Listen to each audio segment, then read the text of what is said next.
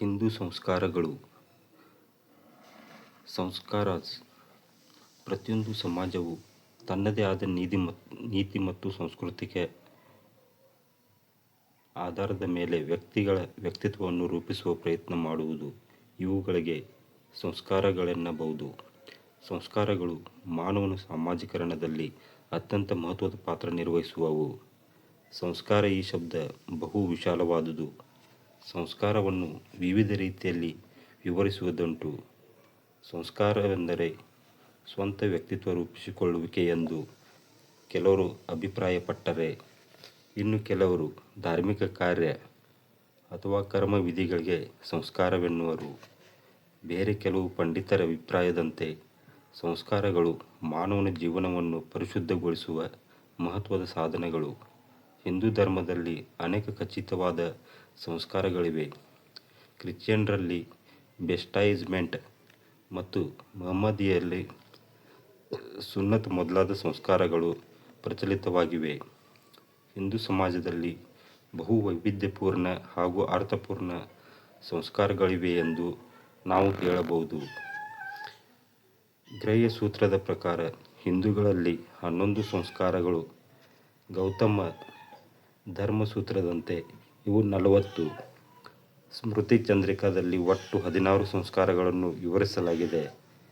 ಇವುಗಳಲ್ಲಿ ಗರ್ಭದಾನ, ಪುಂಸವಾನ, ಸೀಮಂತೋತ್ಸವ, ಉಪನಯನ, ವಿವಾಹ ಹಾಗೂ ಅಂತ್ಯೋಕ್ತಿ ಅಂದರೆ ಶ್ರಾದ್ದ ಈ ಸಂಸ್ಕಾರಗಳು ಅತ್ಯಂತ ಮಹತ್ವವಾದವುಗಳೆಂದು ಹೇಳಬಹುದು.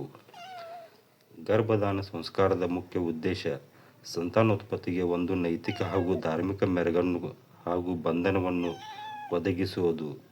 ಈ ಸಂಸ್ಕಾರದಂತೆ ನವವಿವಾಹಿತ ಪುರುಷನು ವಿವಾಹದ ನಂತರ ಒಂದು ಶುಭ ಮುಹೂರ್ತದಲ್ಲಿ ಅಗ್ನಿ ಮತ್ತು ಪುರೋಹಿತರ ಸಾಕ್ಷಿಯಲ್ಲಿ ತನ್ನ ಸ್ತ್ರೀಗೆ ಅಂದರೆ ವಧುವಿಗೆ ಗರ್ಭದಾನ ಮಾಡುವುದಾಗಿ ಸಂಕಲ್ಪ ಮಾಡುವನು. ಉಪನಯನ ಸಂಸ್ಕಾರವು ಮೊದಲಿನ 3 ವರ್ಣಗಳಿಗೆ ಅನ್ವಯಿಸುತ್ತದೆ. ಈ ಸಂಸ್ಕಾರವು ವ್ಯಕ್ತಿಗೆ ಧಾರ್ಮಿಕ ಮತ್ತು ಸಾಮಾಜಿಕ ಪುನರ್ಜನ್ಮ ಕೊಡುತ್ತದೆ. ಮನುಷ್ಯನು ತನ್ನ ಶೂದ್ರತ್ವ ಅಂದರೆ ಅಶುದ್ಧತ್ವವನ್ನು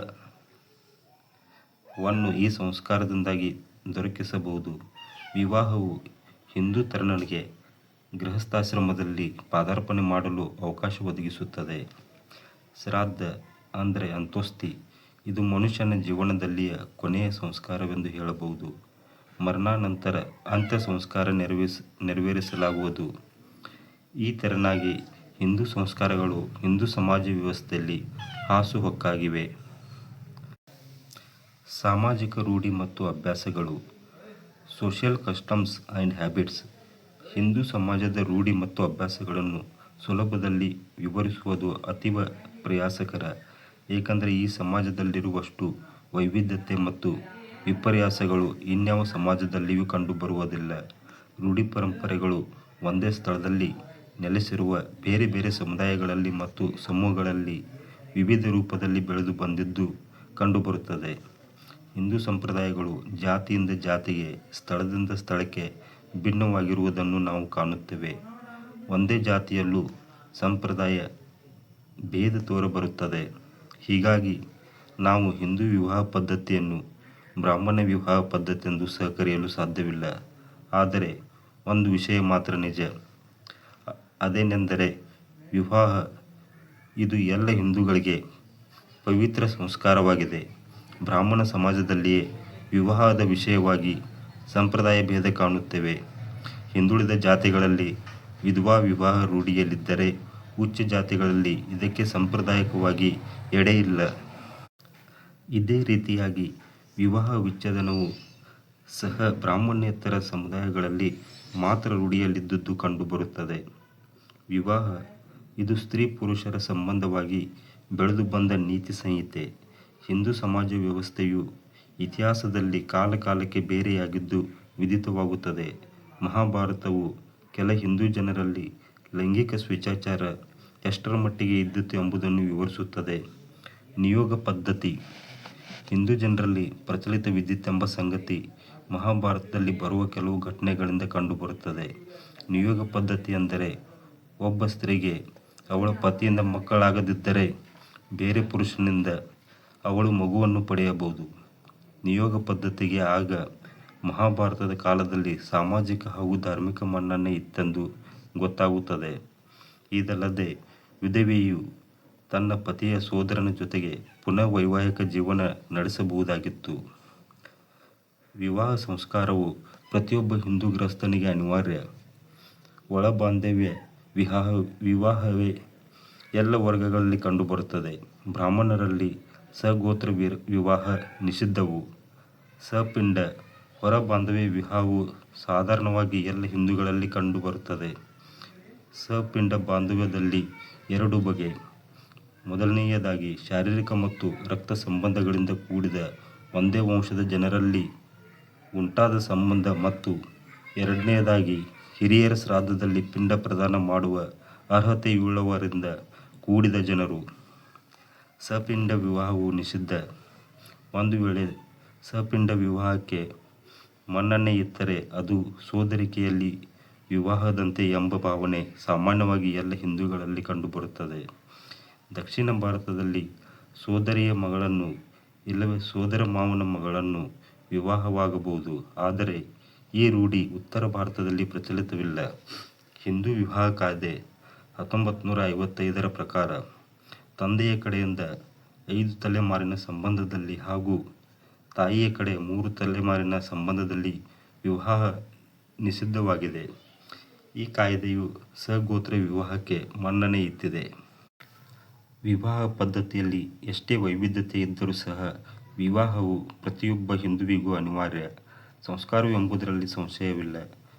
ವೈದಿಕ ವಿವಾಹ ಪದ್ಧತಿಯಂತೆ ವಿವಾಹ ವಿಧಿ ವಿಧಾನಗಳನ್ನು ಅಗ್ನಿಯ ಸಾಕ್ಷಿಯಾಗಿ ನೆರವೇರಿಸಬೇಕು. ಪಾಣಿಗ್ರಹಣ ಮತ್ತು ಸಪ್ತಪದಿಗಳೆರಡೂ ವಧುವರರನ್ನು ಒಂದುಗೂಡಿಸುವ ವಿಧಿಗಳು.